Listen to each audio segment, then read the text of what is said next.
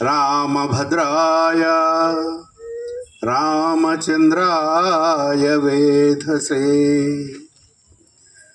रघुनाथाय नाथाय सीताया पतये नमः। कूजन्तं राम रामेति मधुरं मधुराक्षरम् आरुह्य कविता शाखां वन्दे वाल्मीकिकोकिलम्। वाल्मीकिर्मुनिसिंहस्य कवितावनचारिणः शृण्वं रामकथानादं कोनयाति परांगतिम्।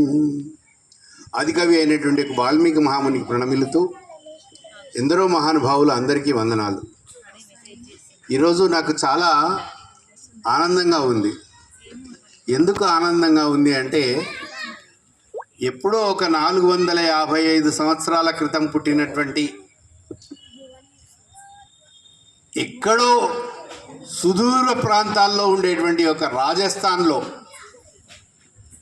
ఉన్నటువంటి ఒక మహానుభావుడి గురించి, ఆయన యొక్క జయంతి గురించి వందలాది మంది ఇక్కడికి వచ్చి కూర్చున్నారంటేనే ఆ మహానుభావుడు చేసినటువంటి ఒక త్యాగం ఏదైతే ఉందో మనం గుర్తుంచుకున్నామని చెప్పేసి నిజంగా ఇది చాలా ఆనందదాయకమైనటువంటి ఒక అంశం.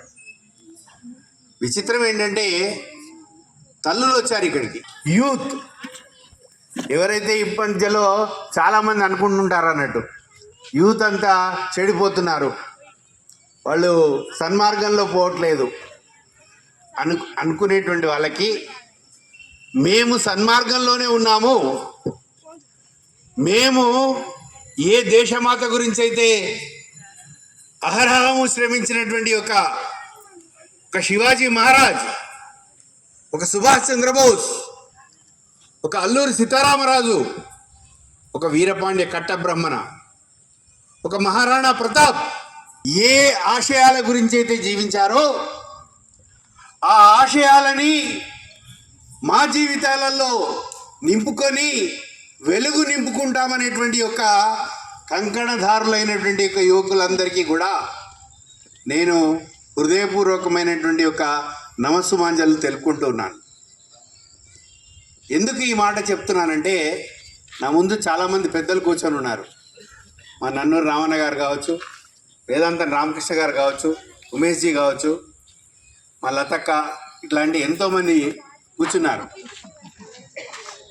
కేవలము మనల్ని కలిపినటువంటి ఒక అంశం ఏంటంటే మహారాణా ప్రతాప్. మహారాణా ప్రతాప్ జీవితం లోపల 2 ఘట్టాలను కనుక తీసుకున్నట్టయితే ఆయన యొక్క గొప్పతనం అనేది ఏదైతే ఉందో మనకు అర్థమవుతుంది. రాజు, మహారాజు చప్పట్లు కొడితే వందలాది మంది దాసి జనం ఉంటారు, సేవకులు ఉంటారు, సైనికులు ఉంటారు. కానీ వాళ్ళందరినీ వదిలేసి అడవులలో, కొండలలో, కోనలలో, గుహలలో 25 సంవత్సరాలు జీవించాల్సి వచ్చింది ఆ మహానుభావుడు. ఆయన జీవితంలో అత్యంత విషాదకరమైనటువంటి 2 ఘట్టాలు ఉంటాయి. దాంట్లో అతనికి 2 చిన్న అమ్మాయిలు ఉంటారు, అమరసింహుడు అనేటువంటి కొడుకు ఉంటాడు. దురదృష్టవశాత్తు మహారాణా ప్రతాప్ తీసుకున్నటువంటి ఒక ప్రతిజ్ఞ ఏంటంటే ఏ చిత్తోడు వాళ్ళ యొక్క రాజధాని ఉందో ఆ చిత్తోడు కోట ఏదైతే ఉందో అది తురుష్కుల వశమైన నాడే మళ్ళీ ఏ రోజు వరకైతే ఆ చిత్తోడిని మేము జయించి భారత మాత యొక్క దాస్య శృంఖలాలని ఛేదించలేమో అప్పటి వరకు కూడా ఏ రకమైనటువంటి ఒక భోగలాలసతకు అవకాశం లేదు.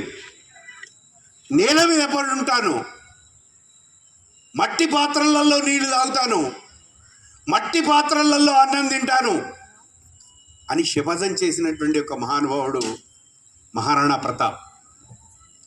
అట్లాంటి యొక్క మహారాణా ప్రతాప్ దుస్థితి ఎక్కడి వరకు వస్తుందంటే, ఒకరోజు చాలా చిన్న, అంటే మాటలు కూడా సరిగ్గా రానటువంటి ఒక కూతురు, ఆ అమ్మాయి పేరు పద్మ.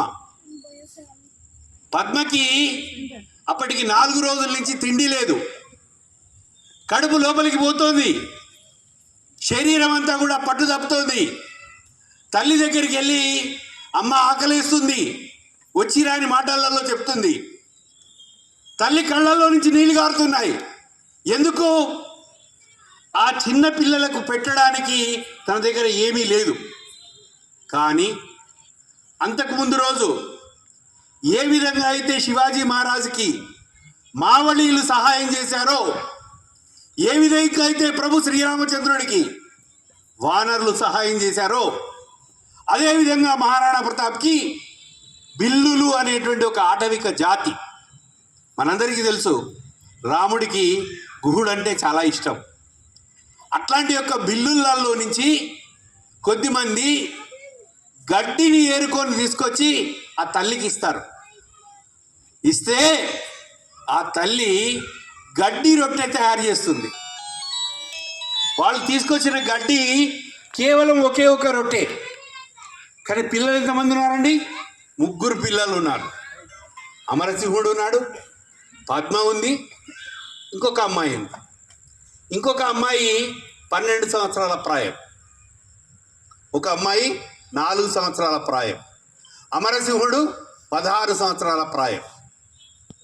ఈ 4 సంవత్సరాల అమ్మాయికి ఒక రాజు, మహారాజు, చక్రవర్తి, సాక్షాత్తు ఇంతకుముందు మన పాటలు చెప్పారే సూర్యవంశానికి సంబంధించినటువంటి ఒక రాజులు, సాక్షాత్తు శ్రీరామచంద్రుడి యొక్క వంశంలో వచ్చినటువంటి ఒక రాజు. కానీ తినడానికి తిండి లేదు.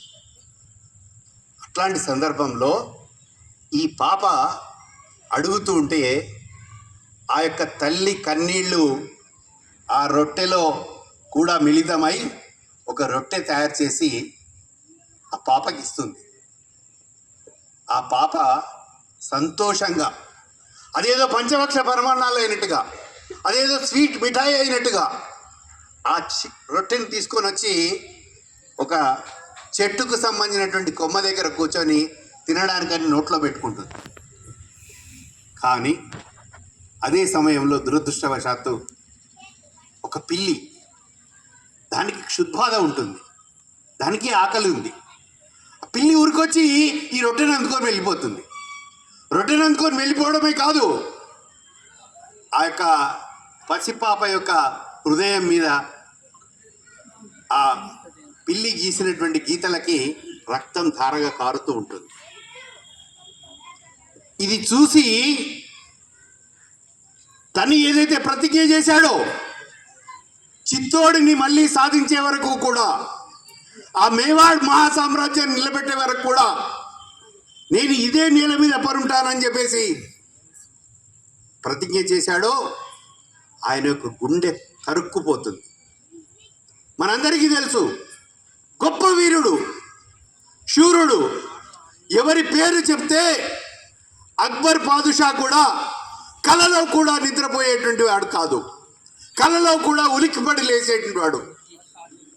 అట్లాంటి యొక్క మహారాణా ప్రతాప్ గుండెలల్లో ఒక బడవాగ్ని, ఒక వాల్కెనో, ఒక అగ్నిపర్వతం బద్దలయ్యేటువంటి ఒక స్థితి. అరే, నేను మహారాజును, కానీ నా చిన్న పిల్లకి రొట్టె కూడా పెట్టలేనటువంటి యొక్క దీనస్థితి ఎందుకు వచ్చింది? కేవలం నేనేదైతే ప్రతిజ్ఞ చేశానో నా ప్రతిజ్ఞ కారణంగా ఇది జరిగింది అని అనుకుంటుంటాడు మనసులో. అప్పుడు ఆ తల్లికి కాస్త కోపం వచ్చి ఈ పిల్లని చెంప మీద ఒక దెబ్బ కొడుతుంది. ఆ చిన్న పిల్ల ఏడుస్తూ తండ్రి దగ్గరికి వస్తే తండ్రి గుండెల మీద కూర్చుండబెట్టుకొని ఆ దీన స్థితిని చూసి దయార్ద్ర హృదయుడై ఒక వీరాది వీరుడైనటువంటి ఒక వ్యక్తి కంటి కొలంలో నుంచి నీటి బిందువులు రాలుతూ ఉంటాయి. రాలుతూ ఉంటే 12 ప్రాయం కలిగినటువంటి ఇంకొక అక్క ఎవరైతే ఉన్నారో ఆ పిల్ల వచ్చి ఈ 4 సంవత్సరాల పిల్లని తీసుకువెళ్ళి సర్ది చెప్తూ ఉంటుంది. ఏమని సర్ది చెప్తుంది అంటే తెలుసా? మనకి ఈ దుస్థితి రావడానికి, మనకి ఈ రకమైనటువంటి యొక్క దరిద్రం రావడానికి, మనకి ఈ రకమైనటువంటి యొక్క బాధ కలగడానికి ఒక మ్లేచ్ఛుడు, ఒక రాక్షసుడు చిన్నపిల్లకి అర్థం చేయించేటువంటి ఒక ప్రయత్నం చేస్తోంది. కారకుడు అని చెప్తే ఆ చిన్న పిల్ల 4 సంవత్సరాల పసిప్రాయం కలిగినటువంటి ఒక చిన్న పిల్ల, ఆ పిల్ల అంటుంది, తండ్రి యొక్క ములలో ఉన్నటువంటి ఒక చురకత్తిని తీసుకొని రాక్షసుడిని చంపేస్తాను, నరికేస్తాను, పోగులు పెడతాను. చిన్న పసిప్రాయం కలిగినటువంటి ఒక పిల్ల, 4 సంవత్సరాల ప్రాయం కలిగినటువంటి ఒక పిల్ల. ఆవిడకి కోపం అంటే తెలియదు, ఆవేశం అంటే తెలియదు, పౌరుషం అంటే తెలియదు. కానీ తన యొక్క ప్రతాపంతో ఒక్కసారిగా రాణా ప్రతాప్ యొక్క హృదయాన్ని చూరగొంటుంది. ఇంకా అప్పుడు ఆ తల్లి ఈ చిన్నపిల్లని అదేవిధంగా పెద్ద పిల్లని తీసుకొని గుహలోపలికి తీసుకువెళ్తుంది. ఎందుకు చెప్తున్నానంటే మనమందరము కూడా ఈరోజు స్వేచ్ఛా స్వాతంత్రాలతో స్వేచ్ఛా వాయువులు పీలుస్తున్నామంటే అందరూ ఏమనుకుంటున్నారంటే ఈ దేశానికి స్వాతంత్రం అనేది ఏదైతే ఉందో వచ్చినటువంటి ఒక సంఘటనను తలుచుకొని స్వేచ్ఛ అంటే స్వాతంత్రం అంటే విచ్చలవిడితనం అనుకుంటున్నారు. కాదు, మనకు సుభాష్ చంద్రబోస్ చెప్తారు, ముజే ఖూన్ దేవ్ మై తుజే ఆజాదీ దిలాऊंगा, give me blood I will give you independence. మీ రక్తాన్ని ధారపోయండి, నేను మీకు స్వేచ్ఛ స్వాతంత్రాలు ప్రసాదిస్తానంటాడు సుభాష్ చంద్రబోస్. దేశమాత యొక్క దాస్య శృంఖలాలు ఛేదించడానికి అలంకరించబడ్డ బలిపీఠం మీద ఒక భగత్ సింగ్, ఒక రాజ్గురు, ఒక సుఖదేవ్, ఒక ఝాన్సీ లక్ష్మీబాయి తృణప్రాయంగా అసువులు బాసారే. వందలాది మంది, వేలాది మంది రక్త తర్పణం చేస్తే స్వేచ్ఛ స్వాతంత్రాలను పీల్చుకుంటున్నామే. అట్లాంటి వీరులందరికీ కూడా ఆదర్శప్రాయమైనటువంటి ఒక వ్యక్తి రాణా ప్రతాప్. కాబట్టే ఈరోజు రాణా ప్రతాప్ గురించి మనం ఇక్కడ మాట్లాడుకుంటున్నాం. ఇంకొక అంశం, కొద్ది రోజులు అయిన తర్వాత అనుకోకుండా ఒక కవి, ఒక పండితుడు, ఇదే అడవిలో మహారాణా ప్రతాప్ ఉన్నాడు, ఆయనను చూసి వెళ్దామని చెప్పేసి ఒక కవి వస్తాడు, ఆ పండితుడు వస్తాడు. వస్తే రాణా ప్రతాప్ ఆశ్చర్యపోతాడు. నేనిక్కడ దుర్భర దారిద్ర్యంలో తాగటానికి కూడా సరి అయినటువంటి యొక్క శుచి శుభ్రత కలిగినటువంటి యొక్క నీరు లేదు, జలం లేదు, తినడానికి ఏమీ లేనటువంటి స్థితిలో నా దగ్గరికి ఒక కవి పండితుడు వస్తే ఆ కవి పండితుడిని ఏ విధంగా కూడా సత్కారం చేయాలో తెలియనటువంటి ఒక స్థితి. అట్లాంటి స్థితిలో ఆ కవి పండితుడు వస్తే ఆ కవి పండితుడికి గుర్తుకొస్తుంది అప్పుడు మహారాణా ప్రతాప్కి తన శిరస్సు మీద ఉన్నటువంటి ఒక ఏదైతే పగిడి ఉందో ఆ పగిడి తీసి ఆ కవి పండితుడికి కట్టబెడతాడు. ఆ కవి పండితుడు చాలా ఆనందిస్తాడు. అప్పుడు మహారాణా ప్రతాప్ స్వతహాగా రాజు, చక్రవర్తి, సార్వభౌముడు, పులికి సార్కలు ఉంటాయి, పౌరుషం ఎక్కడా పోదు. తన దానగుణం, తన దాతృత్వం గుర్తుకొచ్చి, అమ్మా అతిథికి కావలసినటువంటి ఒక ఏర్పాట్లు చూడమని భార్య వైపు చూస్తాడు. కానీ అప్పటికే 3-4 రోజుల నుంచి పిల్లలు కూడా తినడానికి ఏమీ లేదు. ఆవిడ ఆ తల్లి మంచినీళ్ళు తీసుకొచ్చి ఇస్తుంది. ఆ మంచినీళ్ళతో కడుపు నిండుకున్నటువంటి ఒక కవి ఇంకా ఏమైనా పెడతారేమా అని చూస్తూ ఉన్నాడు. విచిత్రం ఏంటంటే ఈ 12 సంవత్సరాలు కలిగినటువంటి ఒక బాలిక లోపలికి వెళ్ళి ఒక గడ్డి రొట్టె తెచ్చిస్తుంది.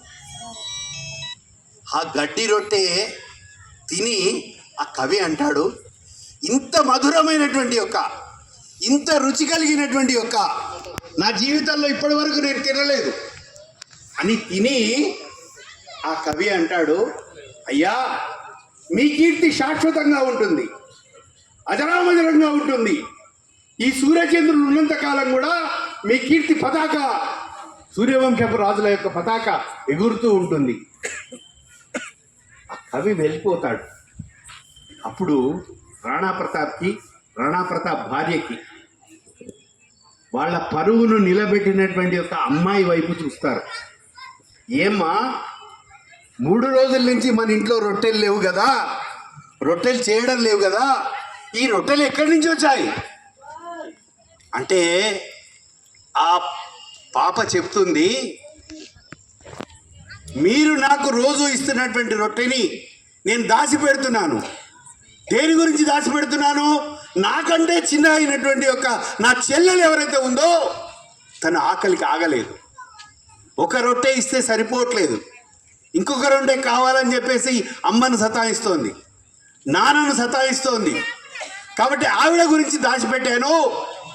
ఆ రొట్టె ఒకటి మిగిలింది కాబట్టి అది తీసుకొచ్చి ఇచ్చానని చెప్పేసి చెప్తాను.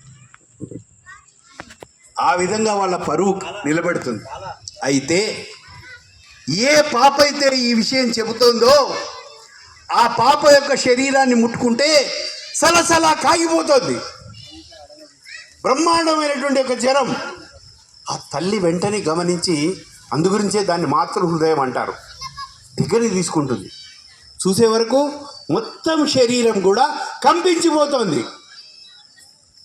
అట్లాంటి ఆ చిన్న పాపని, 12 సంవత్సరాల ప్రాయం కలిగినటువంటి పాపని అక్కడ వాళ్ళు పడుకోవాలంటే హంసతూలిక తల్పాలలో పడుకోవాలి, రాజసౌధాలలో పడుకోవాలి, మిద్దెలలో పడుకోవాలి, మేడలలో పడుకోవాలి, భవంతులలో జీవించాలి. కానీ గడ్డి పరిస్తే ఆ గడ్డి మీద పడుకొని ఉంటుంది ఆ పాప. ఆ పాప శరీరంలో నుంచి చెయ్యిని ముట్టుకుంటాడు, సలసలా కాగిపోతుంది. వెంటనే అమ్మా ఎందుకు చెప్పలేదు ఇదంతా అంటే ఆ పాప చెప్తుంది అన్నట్టు, మీరే పుట్టెడు దుఃఖంలో ఉన్నారు, మిమ్మల్ని ఇంకా బాధ పెట్టడం ఇష్టం లేదు. నా శరీరంలో గత 3-4 రోజులుగా, గత వారం రోజులుగా ఈ మార్పు వస్తుంది, నాకు తెలుస్తోంది. కానీ నా శరీరం తట్టుకునేంత వరకు కూడా నేను ఈ విషయం మీకు చెప్పకూడదని అనుకున్నాను. ఆ అమ్మాయికి చివరి గడియలు దగ్గరికి వస్తాయి. ఆ చిన్న పాప ఏమంటుందో తెలుసా అండి? మహారాణా ప్రతాప్ దగ్గరికి వచ్చి, నాన్నగారు నాకు ఒక ప్రతిజ్ఞ చేయాలి మీరు. ఏంటా ప్రతిజ్ఞ? ఈ మేవాడు వంశం, ఈ సిసోడియా వంశం, ఈ చిత్తోడు పరతంత్రంలో ఉండడానికి వీల్లేదు. ఏ రోజైనా కూడా దాన్ని జయించాల్సిందే. మన దేశమాతని మ్లేచ్చులైనటువంటి మొఘలాయిల నుంచి విముక్తం చేయాల్సినటువంటి బాధ్యత మీదే.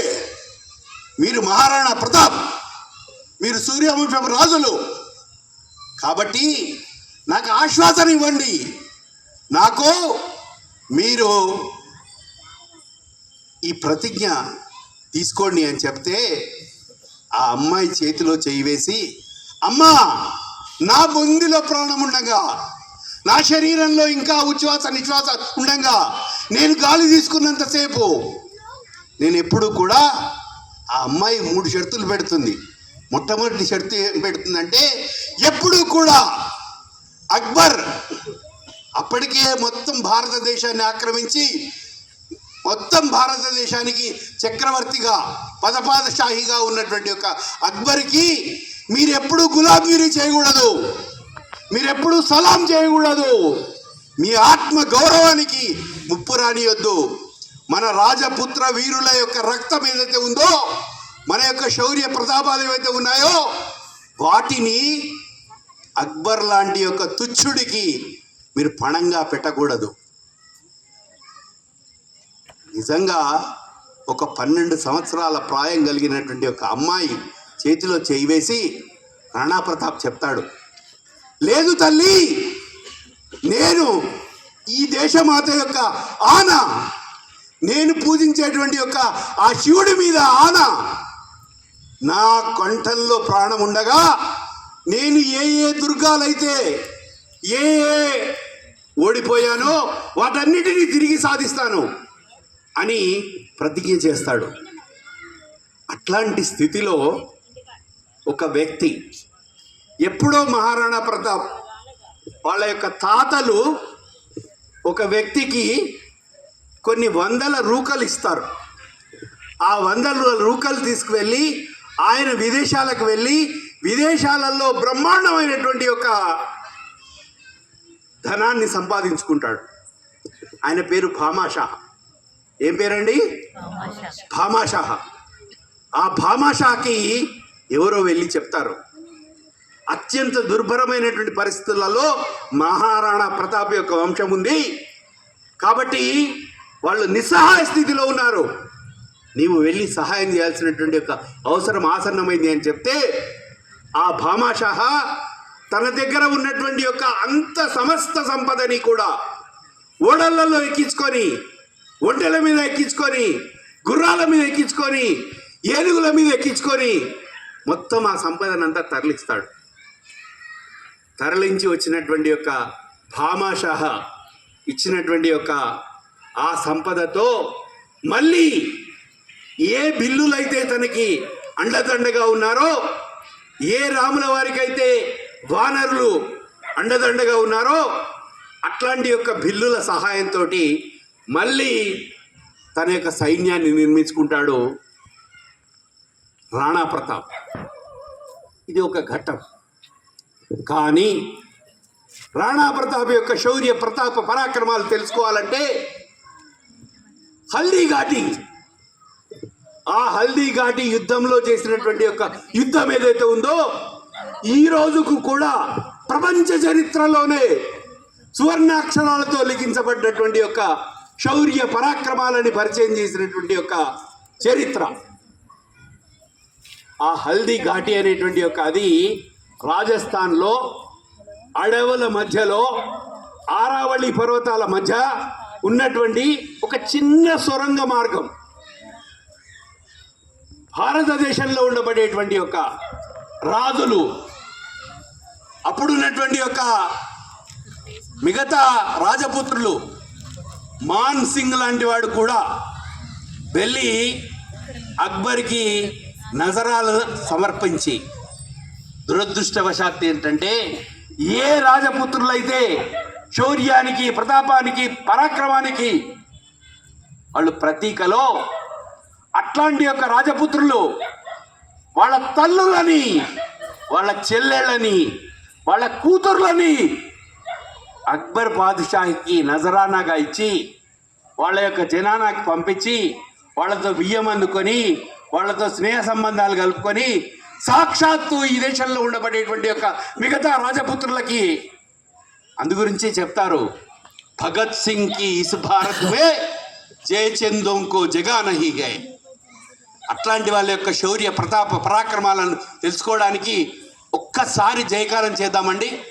అందరం కూడా నడుము నిటారుగా పెడదామండి. దయచేసి అందరూ పిడికిలు బిగించాలా, అప్పుడే మనకు రాణా ప్రతాప్ అంటే ఏంటో అర్థమవుతుంది. నేను వందే అంటే అందరం మాతరం అందాం, అంటే ఓ భూమాత నీకు నమస్కారం చేస్తున్నామని చెప్పేసి.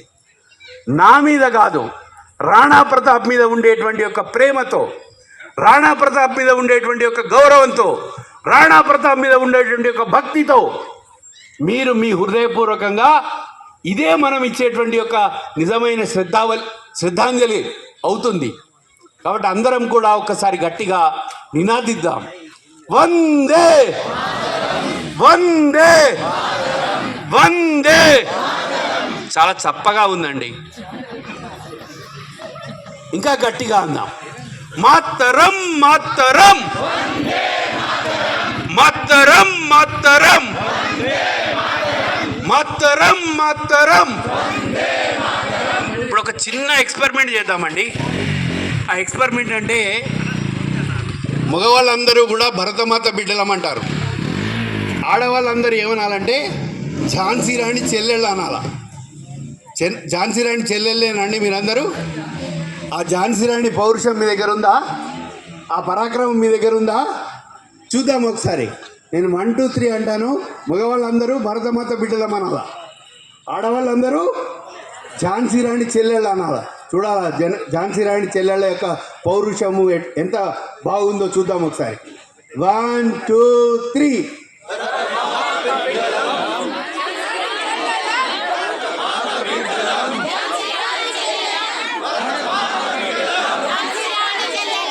ఇప్పుడు ఆడవాళ్ళందరూ భరతమాత బిడ్డలం అంటారు.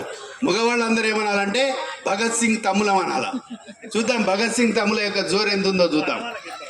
1 2 3.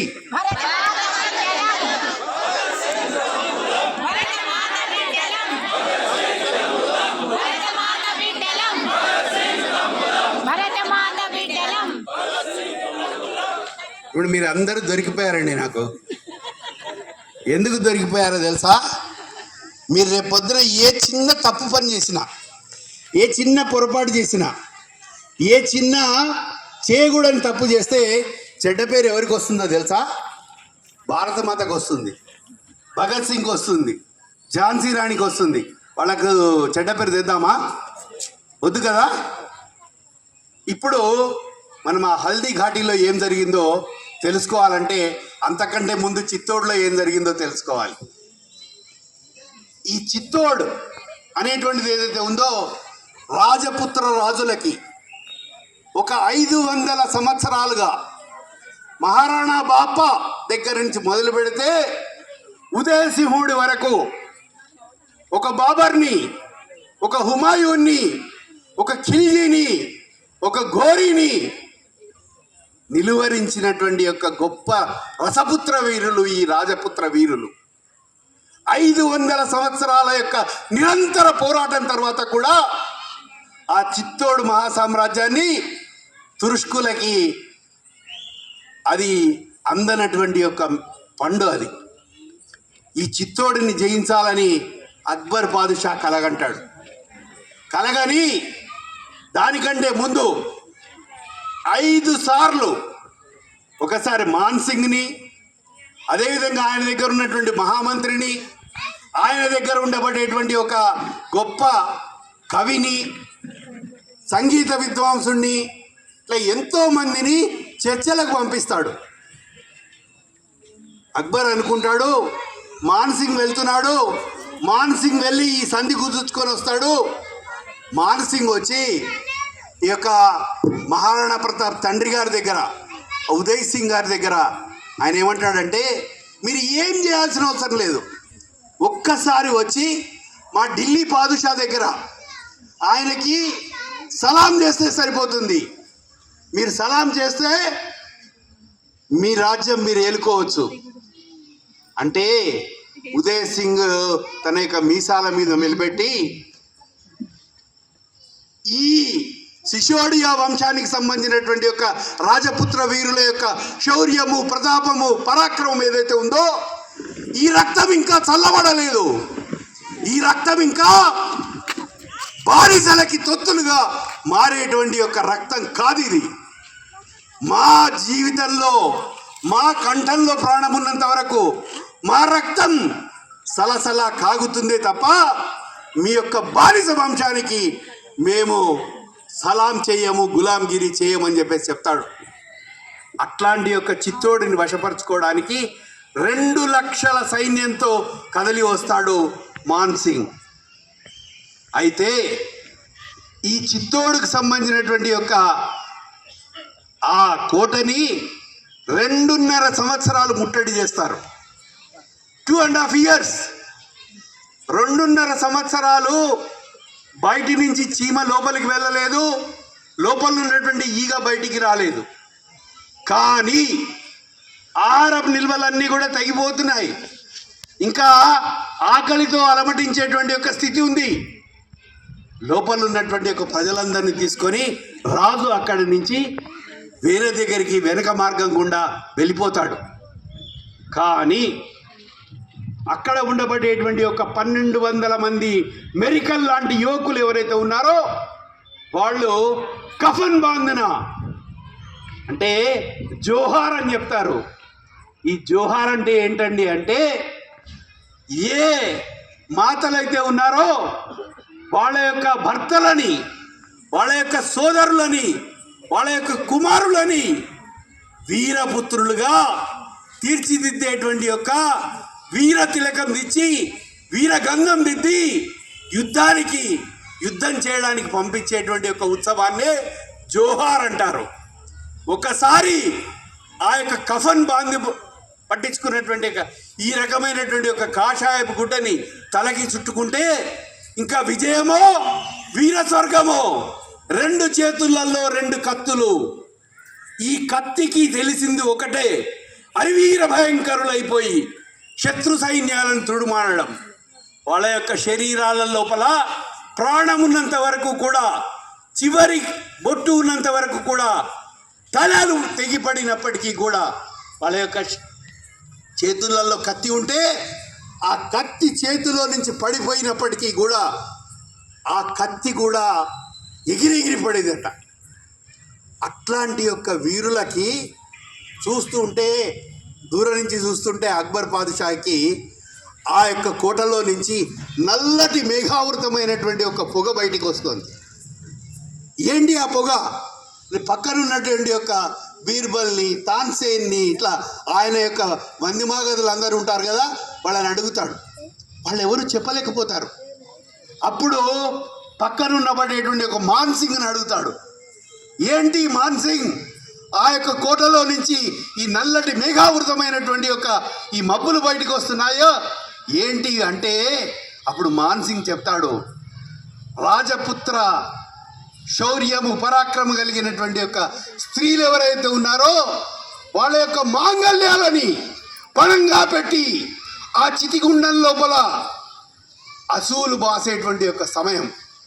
ఎందుకంటే వీళ్ళ యొక్క మాన ప్రాణాలు ఏవైతే ఉన్నాయో ముష్కరుల చేతి లోపల హింసపరచడానికి అవకాశం లేదు. కాబట్టి స్వయంగా వాళ్ళ ఆ చితాభస్మానికి ఆహుతి అవుతుంటే ఆ ఆహుతిలో నుంచి వచ్చేటువంటి యొక్క ఆ పొగ ఏదైతే ఉందో నల్లటి మేఘంలాగా కమ్మింది. వెంటనే ఆ యొక్క కోట గోడ యొక్క తలుపులు తెరుచుకోబడ్డాయి. మెరికల్ లాంటి 1200 మంది అశ్వికులైనటువంటి యొక్క యువకులు ఎవరైతే ఉన్నారో యుద్ధ రంగం లోపలికి వచ్చి ఆ యుద్ధ రంగాన్ని ఒక రకంగా బీభత్సంగా 2 లక్షల సైన్యం కలిగినటువంటి యొక్క అక్బర్ యొక్క సైన్యము వెనుకకు తిరిగి పారిపోతుంది. ఎందుకంటే ఏ కఫన్ పట్టుకొని అయితే హరహర మహాదేవ్ బజరంగ బలికి జై అని బయలుదేరినటువంటి యొక్క వీరులు ఎవరైతే ఉన్నారో వాళ్ళ యొక్క శౌర్య ప్రతాపాల పరాక్రమాలకి ప్రతి కత్తికి కూడా ఒక్కొక్క వేటుకి కొన్ని వందల మంది చనిపోతూ ఉన్నారు. ఆ పౌరుషానికి, ఆ పరాక్రమానికి ఈ కిరాయి సైనికులు అనే వాళ్ళు తట్టుకోలేక పారిపోతూ ఉంటారు. ఆ పారిపోతూ ఉంటే అందులో నుంచి ఇంకొక ఆయన అనుకోకుండా ఒక నినాదం ఇస్తాడు. ఏమని ఇస్తాడంటే, మీరు పారిపోవద్దు, వెనక నుంచి ఇంకొక 3 లక్షల సైన్యంతో అక్బర్ పాదుషాకు సంబంధించినటువంటి ఒక సైన్యం తిరిగి వస్తుంది అని. వెంటనే వాళ్ళు ఒక్కసారిగా వెనక్కి తిరుగుతారు. అప్పటికే 50,000 మంది సైన్యం చనిపోయింది. కానీ 150,000 మంది సైన్యం వెనుకకు తిరుగుతుంది. వీళ్ళు ఎంతమంది ఉన్నారండి? 1200 మంది ఉన్నారు. కానీ అప్పటికే 200 మంది చనిపోయారు, రాజపుత్ర వీరులు కూడా. ఇక మిగిలింది మాత్రం 1000 మంది మాత్రమే ఉన్నారు. ఈ 1000 మంది ఎవరైతే ఉన్నారో వాళ్ళ యొక్క చివరి రక్తపు బొట్టు వరకు కూడా దాదాపుగా ఆ రోజు వాళ్ళు పోరాటం చేసినటువంటి యొక్క ఆ పోరాట కారణంగా ఆ నేల మొత్తం కూడా రుధిరమైపోయింది.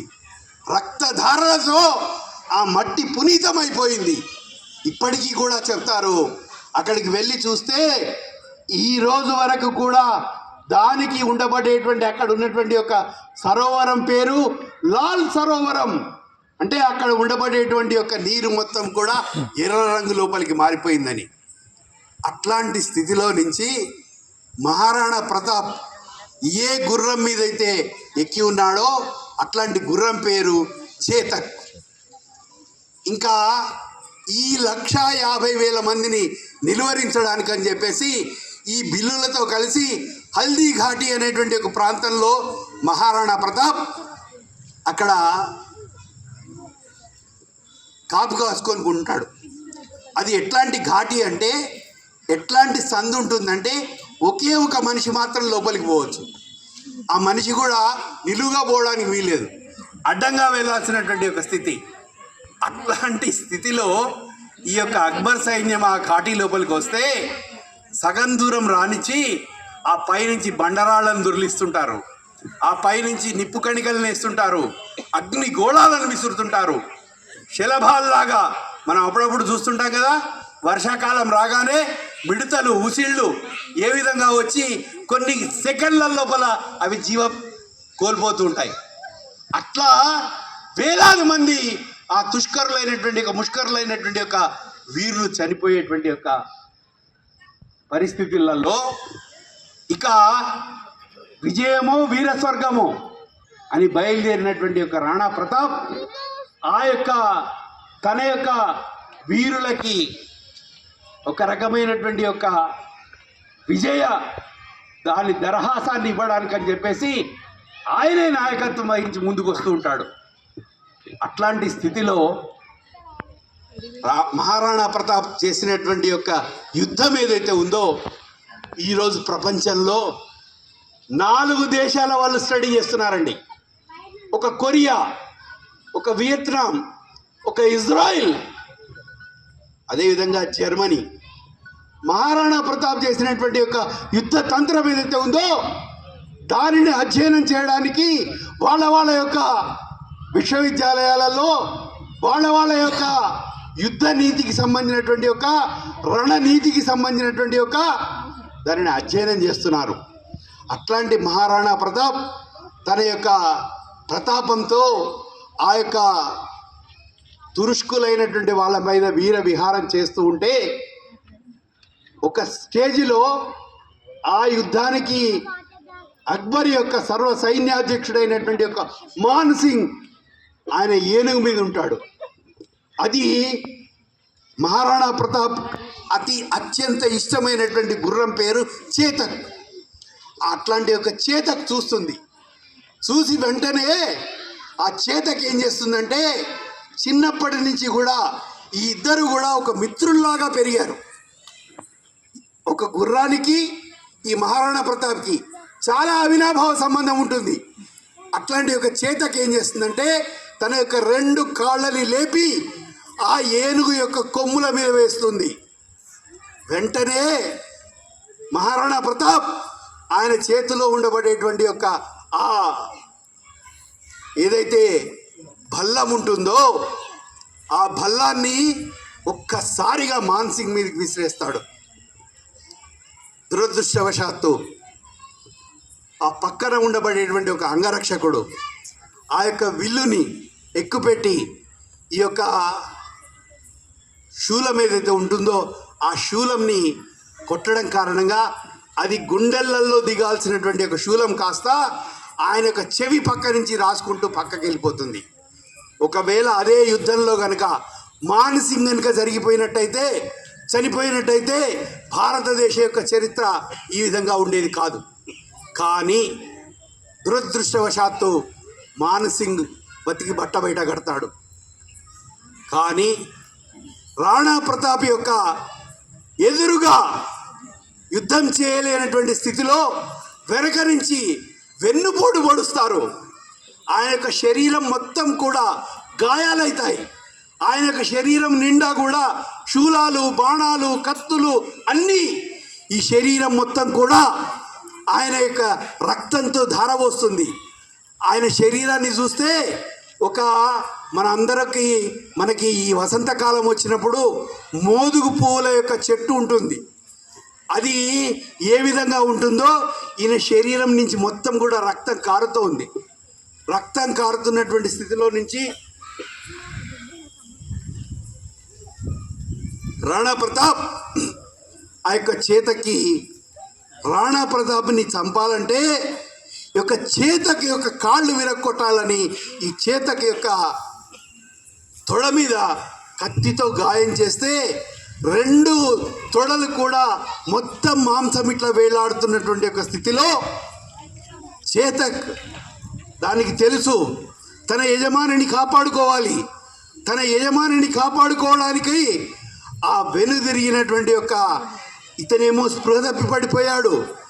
ఆవిడ అంటే ఆ గుర్రము తన యజమానిని కాపాడుకోవడానికి కొన్ని వందల అడుగుల లోతులో ఉండబడేటువంటి ఒక అక్కడ ఉండబడేటువంటి ఒక లోయలో నుంచి ఆ పైన ఉండబడేటువంటి ఒక దాంట్లో నుంచి దుంకుతుంది.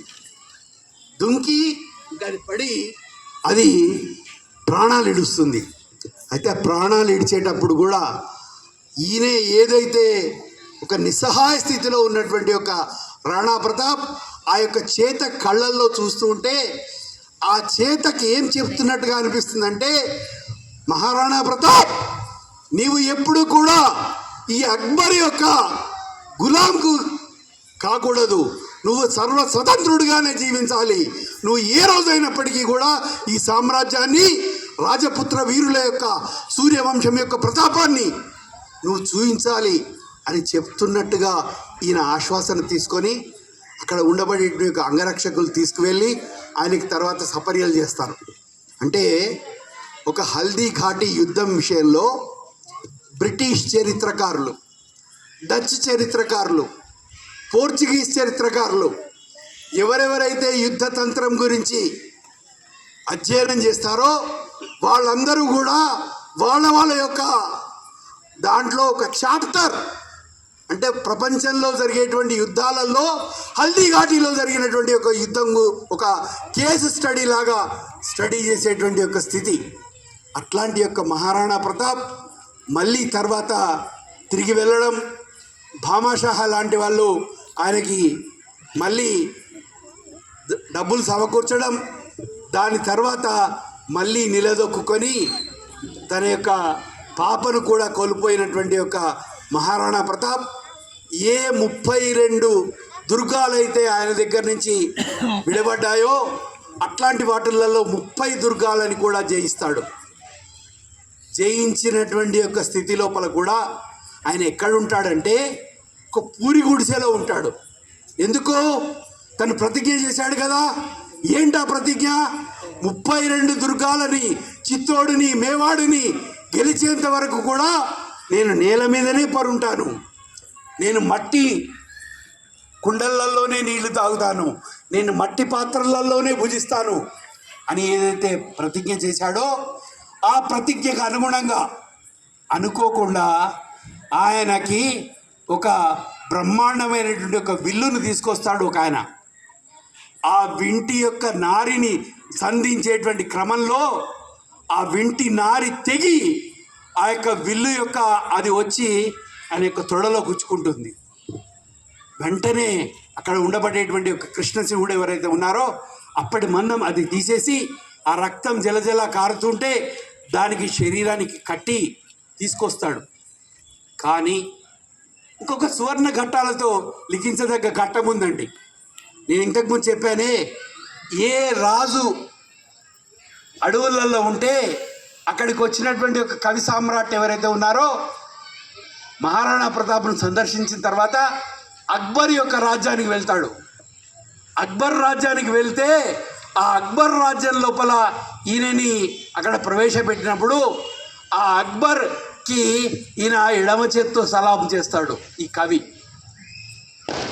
ఎడమ చేతితోటి ముమ్మార్లు సలాం చేస్తే అక్బర్ అఫెండ్ అవుతాడు.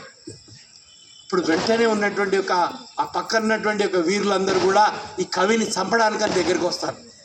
వస్తే అప్పుడు చెప్తాడు అక్బర్, ఆగండి, దాంట్లో ఏదో ఒక అర్థం ఉంటుంది, అట్లా ఆ కవి ఎందుకు చేస్తున్నాడో ఆయన్నే అడుగుదాం అంటే అప్పుడు ఆ కవి చెప్తాడు, అయ్యా, ఏ కవి ఆకులు అలములు తినేటువంటి యొక్క స్థితిలో, గడ్డి రొట్టెలు తినేటువంటి యొక్క స్థితిలో ఉన్నటువంటి యొక్క మహారాణా ప్రతాప్ గారి దగ్గరికి వెళ్తే వారి యొక్క దానం గుణం ఎట్లాంటిదంటే వారి శిరస్సు మీద ఉండేటువంటి ఒక పగిడిని తీసి నా శిరస్సుకు పెట్టారు.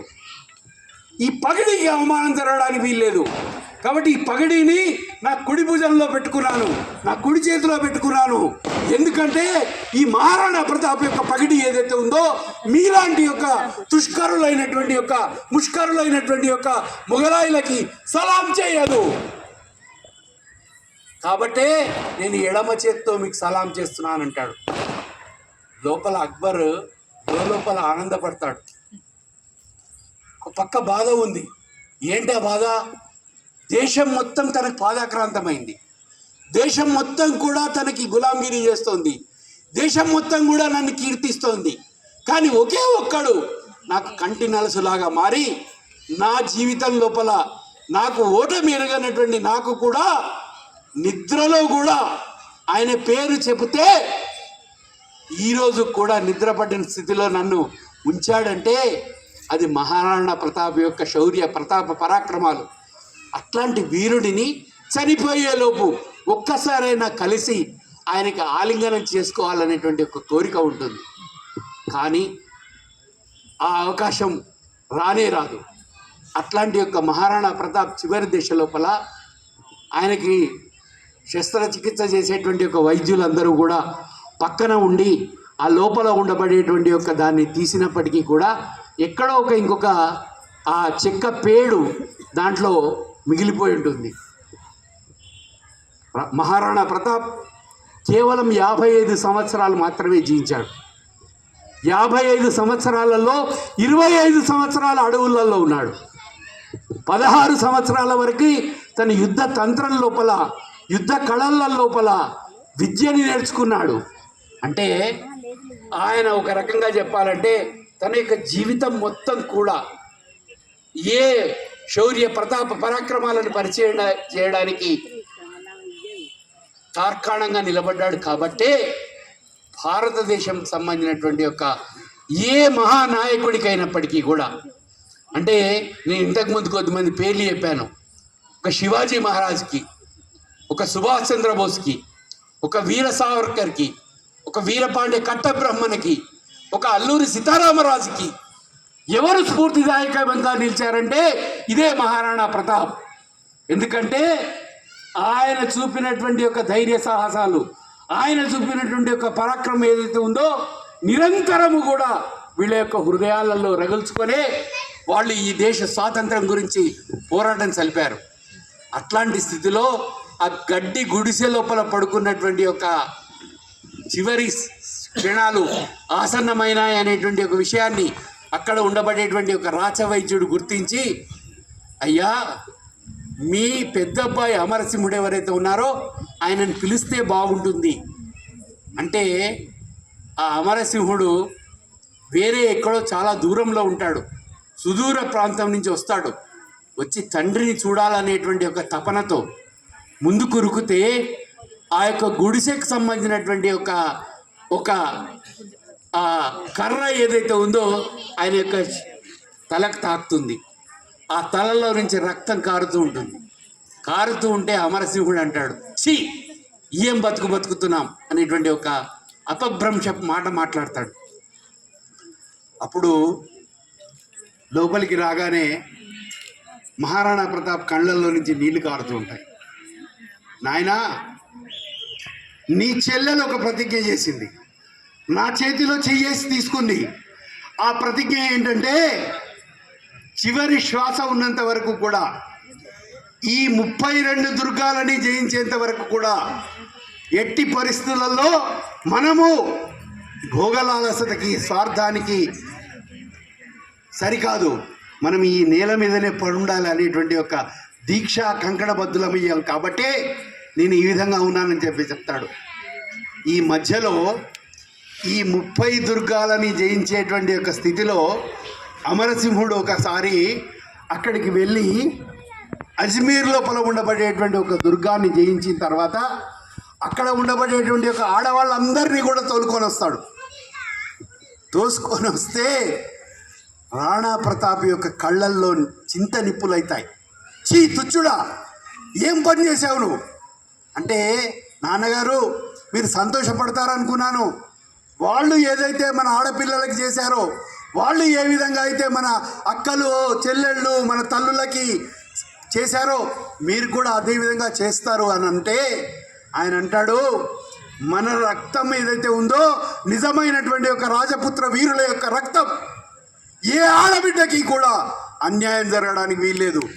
ఏ ఆడబిడ్డని కూడా మనము తల్లిలాగా చూడాలి, మాతృవత్పరదాదేశు, తల్లితో సమానంగా చూడాలి అని ఆ వచ్చినటువంటి యొక్క వాళ్ళందరికీ కూడా తన సొంత ఆడబిడ్డలకి ఏ విధంగా అయితే పసుపు కుంకాలు ఇచ్చి పంపిస్తాడో ఆ విధంగా నజరానాలు ఇచ్చి పంపిస్తే ఆ అక్బర్ యొక్క దివానానికి వెళ్ళిన తర్వాత వాళ్ళందరికీ అక్కడ ఉన్నటువంటి ఒక వాళ్ళందరూ మీరు ఒక పర రాజు యొక్క ఈ విధంగా బహుమతులు తీసుకొని వచ్చారా అంటే ఆ స్త్రీలు చెప్తారు, మా అన్నయ్య మా సోదరుడు మాకు ప్రతిభిక్ష పెట్టడమే కాదు, ప్రాణభిక్ష పెట్టడమే కాదు, వాళ్ళ సొంత చెల్లెళ్ళలాగా చూసుకొని మాకు ఈ విధంగా చేశారంటే ఆ ఔదార్యాన్ని చూసి అక్బర్ కూడా సిగ్గుపడతాడని చెప్పేసి ఆయన యొక్క చరిత్ర రాసినటువంటి యొక్క ఆల్ బెరూని ఎవరైతే ఉన్నారో ఆ యొక్క చరిత్ర లోపల రాస్తాడు.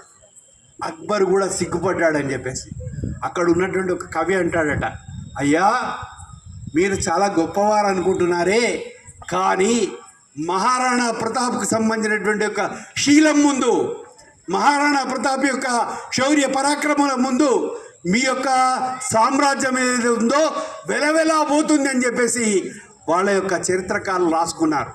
అంటే చిట్ట చివరి శ్వాస ఉన్నంత వరకు కూడా రాణా ప్రతాప్ ఏదైతే తను ప్రతిజ్ఞ చేశాడో, తన యొక్క పిల్లలు చనిపోయినప్పటికీ కూడా తన యొక్క ఆ యొక్క ప్రతిజ్ఞని నిబద్ధుడై ఉన్నాడు. కాబట్టే ఇన్ని సంవత్సరాల తర్వాత కూడా మనం అట్లాంటి ఒక రాణా ప్రతాప్ యొక్క జీవిత చరిత్రలోని ఘట్టాలను తెలుసుకునేటువంటి ఒక ప్రయత్నం చేస్తూ ఉన్నాం. నేను ఇక్కడ ఉన్నటువంటి ఒక తల్లులందరినీ కోరుకునేది ఒకటే, ఇక్కడ ఉన్నటువంటి ఒక యువకులందరినీ కోరుకునేది ఒకటే, ప్రతి సంవత్సరం రాణా ప్రతాప్కు సంబంధించినటువంటి ఒక జీవిత చరిత్ర మీద essay writing competitions, elocution competitions, రకరకాలైనటువంటి ఒక వక్తృత్వ పోటీలు, పెయింటింగ్ కాంపిటీషన్స్, డ్రాయింగ్ కాంపిటీషన్స్ పెట్టి రాబోయేటువంటి ఒక మన తరానికి ఈ యొక్క రాణా ప్రతాప్ యొక్క జీవిత చరిత్రల్ని పరిచయం చేయవలసిందిగా కోరుతున్నాను. ఎవరెవరైతే రాణా ప్రతాప్ యొక్క జీవిత చరిత్రని అధ్యయనం చేస్తారో వాళ్ళ జీవితాలు ఏవైతే ఉన్నాయో సుసంపన్నమవుతాయి, వాళ్ళకి చక్కటి జ్ఞానం వస్తుంది, వాళ్ళకి చక్కటి శీలం వస్తుంది. సో అట్లాంటి యొక్క రాణా ప్రతాప్ ఏ ఆశయం గురించి అయితే జీవించాడో అట్లాంటి ఆశయానికి మనం అందరం కూడా నడుం కట్టాలని చెప్పేసి కోరుకుంటూ, చిట్ట చివరి అంశం ఏంటంటే ఈరోజు ప్రపంచం మొత్తం కూడా భారతదేశం వైపు చూస్తుంది. దేని గురించి చూస్తుందండి? ఇక్కడి నుంచి వెళ్ళినటువంటి యొక్క ఋషులు మునులు యోగా చెప్తే ప్రపంచం యోగా చేస్తుంది, ప్రాణాయామ చెప్తే ప్రాణాయామ చేస్తుంది, మెడిటేషన్ చెప్తే మెడిటేషన్ చేస్తున్నారు. సంస్కృతం గురించి భారతదేశంలో కంటే కూడా వివిధ దేశాల లోపల ఎక్కువ అధ్యయనం నడుస్తుంది. మన దేశానికి సంబంధించినటువంటి ఒక ఆయుర్వేదం మీద ప్రపంచ దేశాలు అధ్యయనం చేస్తున్నాయి.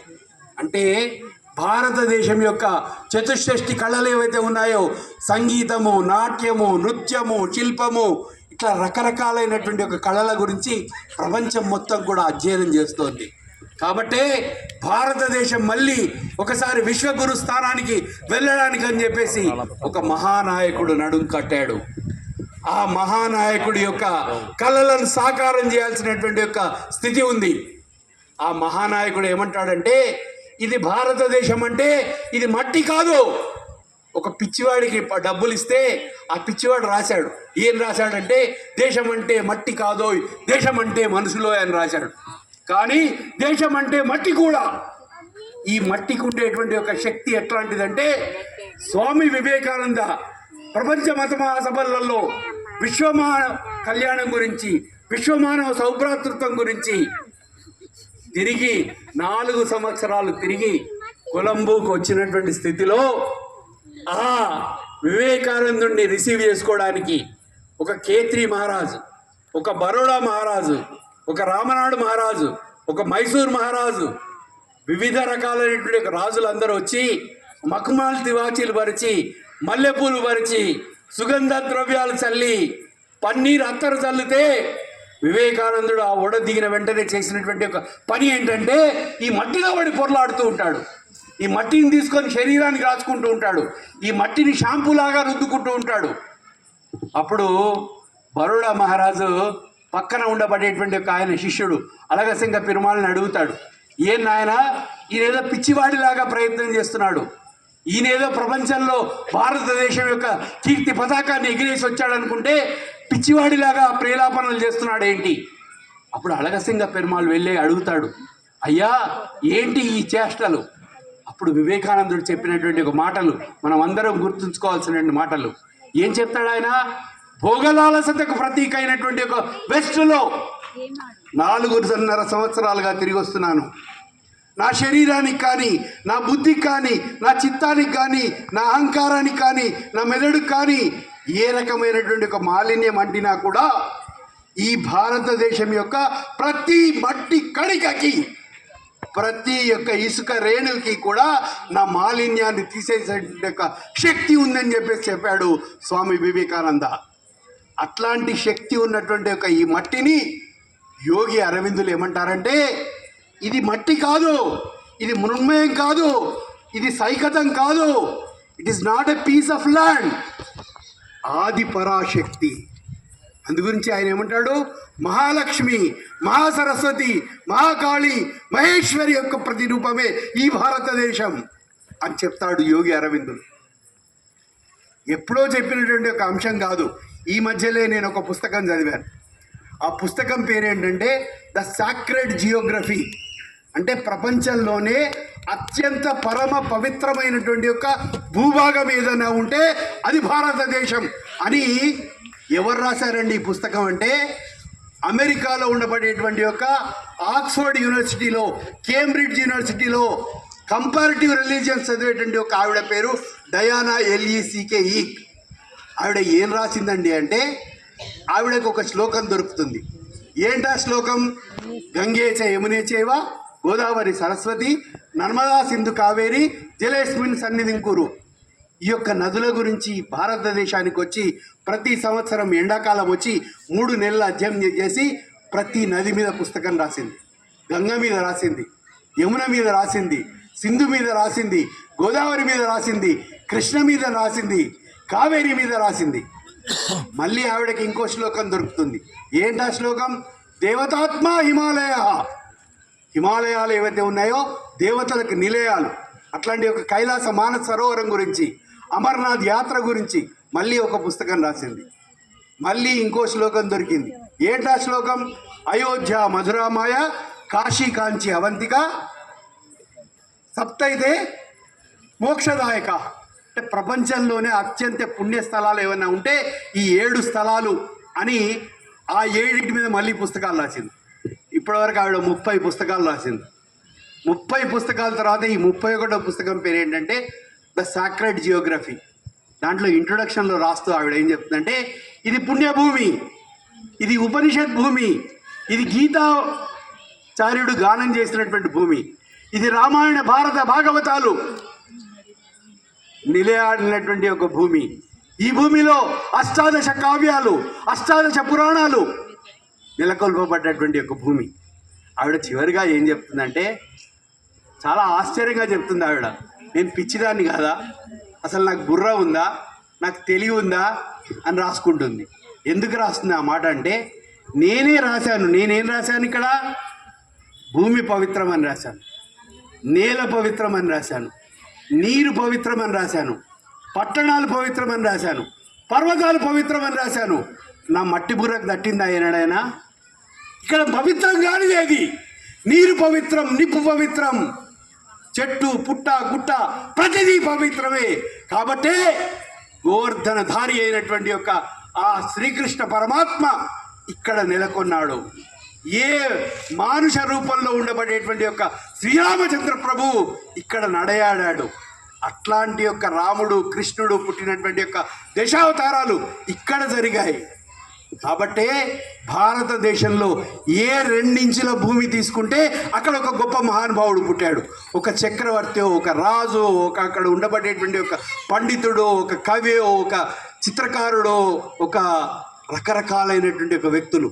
అట్లాంటి ఒక భారతదేశం యొక్క కీర్తి పతాకాన్ని, గౌరవ పతాకాలని మళ్ళీ ఒకసారి విశ్వం మొత్తానికి కూడా గురువుగా చేయాలనే సంకల్పం తీసుకొని ఒక మహానుభావుడు ముందుకు కదిలాడు. మనం అందరం చూస్తున్నాం. ఆ మహానుభావుడు వెళితే భారతదేశం యొక్క చరిత్ర, సంస్కృతి, జీవన విధానము, సాంప్రదాయాల్ని ప్రపంచ దేశాలకి పరిచయం చేస్తున్నటువంటి యొక్క ఆ మహానుభావుడి యొక్క హ్యాండ్స్ని స్ట్రెంగ్తెన్ చేయాల్సినటువంటి ఒక అవసరం ఉంది. మీ అందరికీ తెలుసు, రాబోయేటువంటి యొక్క మే 13 నాడు జరిగేటువంటి ఎలక్షన్స్లో మీ చేతికి, మీ ఏలికి ఉన్నటువంటి ఒక పవర్ని మీరు చూయించి ఆ మహానుభావుడిని మళ్ళీ ఒకసారి ఈ భారతదేశాన్ని విశ్వగురు స్థానంలో నిలిపేటువంటి యొక్క స్థితికి తీసుకెళ్ళడానికి మీ ఏలు ఏదైతే ఉందో సాక్ష్యం కాబోతుంది.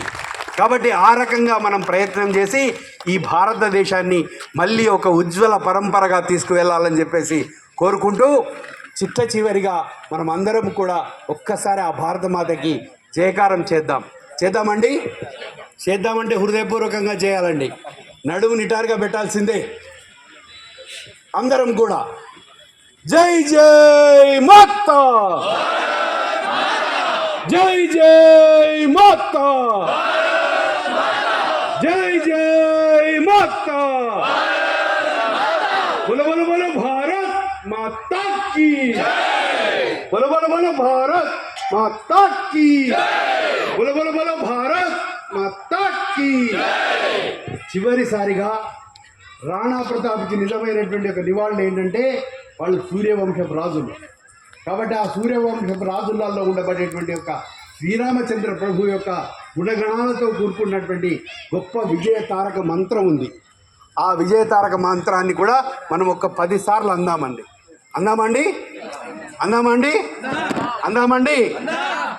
రామ లక్ష్మణ జానకి, రామ లక్ష్మణ జానకి, రామ లక్ష్మణ జానకి.